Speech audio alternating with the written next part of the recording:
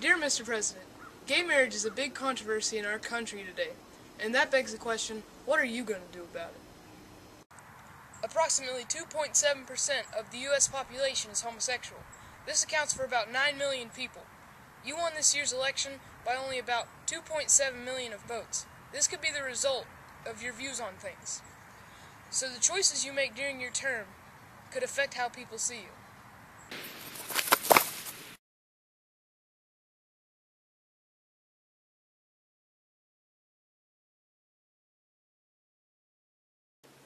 We interviewed two people with two varying opinions on the subject. The first question we asked was yes or no, should gay marriage be legalized in the United States? No.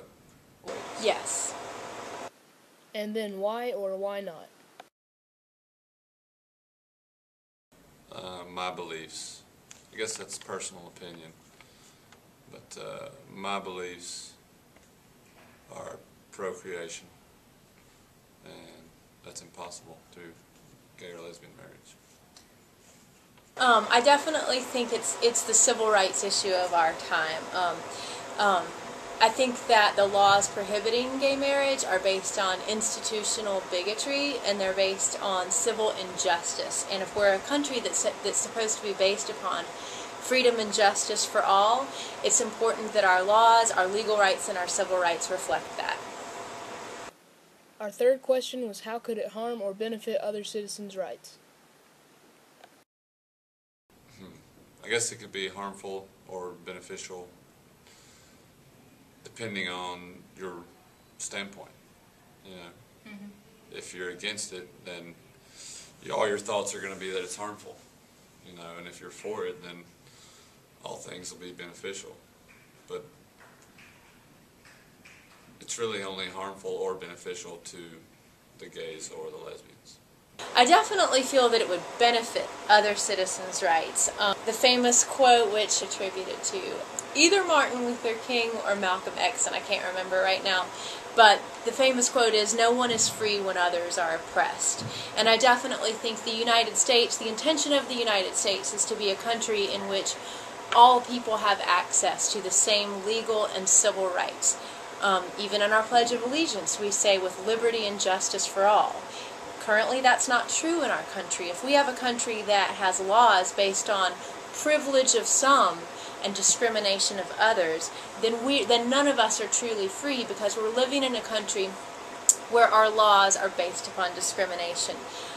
There are all kinds of, it's not about whether you politically or religiously agree with homosexuality or don't. Everyone should be free to make those own decisions personally. However, we have made marriage in this country a legal and civil union in which all kinds of other rights are tied to. So what happens is, when marriage is only legal for some of the population and illegal for others, you end up with situations of legal and civic injustice. Question number 4 was how will the decision to legalize gay marriage affect our country? Yes, I do believe it would change the country. How? It would almost be the same as legalizing marijuana. You know, it's going to have some type of social effect. I don't think it's going to change, anything as far as the workplace or government or anything like that, but it will change how people are treated. In the first part, it's going to be rough on them, for the ones that don't think it should be legal. And it's going to be an adjustment. And anytime there's an adjustment, there's a time period for change. And things go good, things go bad. What I believe is a lot of progress has been made over the last 10 to 15 years. And I think more and more people are understanding that this is a bigger picture issue about discrimination and civil rights.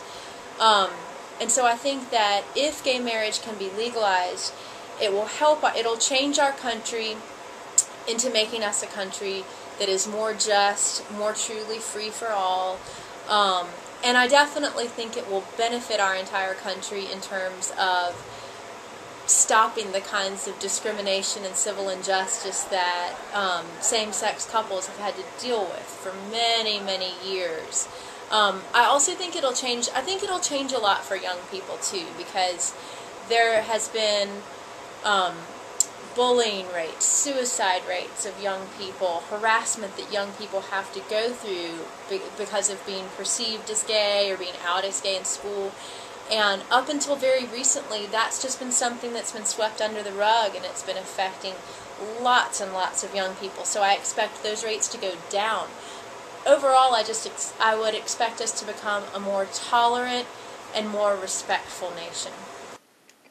Our final question is whether it should be governed at a federal or state level. Federal. Why? I just feel that on the federal level, more is taken care of, more has gotten done than on the state level. Go to the legalization of marijuana in, what was it, Washington and Colorado? You know, that was a state judgment. But it's going to go to federal court, and they're going to say no. I definitely think it needs to be governed at a federal level, and that's important because then you're discriminated against based on where you live. If some states allow the rights and other states don't, then it's, just like with civil rights in the 1960s, a huge impetus on, there was a big focus on voting rights in the South, for example, in the 1960s, because even though you had civil rights legislation, certain states were still discriminating. In certain states, you still did not have access to, you weren't able to vote as easily or enjoy other rights. So, same as with gay marriage. If certain states can do what they want, you end up experiencing discrimination or injustice just based on where you live. So I think it's important that it be a federal decision so that everyone in this country has equal access to the same rights, the same legal justice and abilities. We have gathered C-SPAN footage of various political figures giving their opinions. Mr. Keyes, on the Channel 7 debate last Thursday night, you said, and I'm quoting you, where procreation is in principle impossible, marriage is irrelevant. You went on to say it was irrelevant and not needed. What about marriage between people who are well beyond their childbearing age? Irrelevant, not needed? No, it's simply a misunderstanding. The word in principle means relating to the definition of, not relating to particular circumstances. So if an apple has a worm in it, the worm is not part of the definition of the apple. It doesn't change what the apple is in principle. So the fact... It retains its appleness. It retains... It retains... To act as if concepts are laughable means that you want to be irrational. Human beings reason... You said it was irrelevant and not needed. Human beings reason by means of concepts and definition. We also make laws by means of definitions. And if you don't know how to operate with respect for those definitions, you can't make the law. An individual who is impotent or another who is infertile does not change the definition of marriage in principle. Because between a man and a woman, in principle, procreation is always possible. And it is that possibility which gave rise to the institution of marriage in the first place. As a matter of law, as a matter of law possible and in principle. Is some form of legalized gay marriage inevitable in the United States? Well, I think freedom means freedom for everyone. And as many of you know, one of my daughters is gay, and something that we've lived with for a long time in our family. I think people ought to be free to enter into any kind of union they wish, any kind of arrangement they wish. The question of whether or not there ought to be a federal statute that governs this, I don't support. I do believe that historically the way marriage has been regulated is at the state level. This has always been a state issue. And I think that's the way it ought to be handled today. That is, on a state-by-state basis. Different states will make different decisions. But I don't have any problem with that. I think people ought to get a shot at that, and they do at present. So, Mr. President, you've heard many points of view from many different people, and now it's time for you to act. And remember, the opinion of your people depends on how you choose to act during your presidency.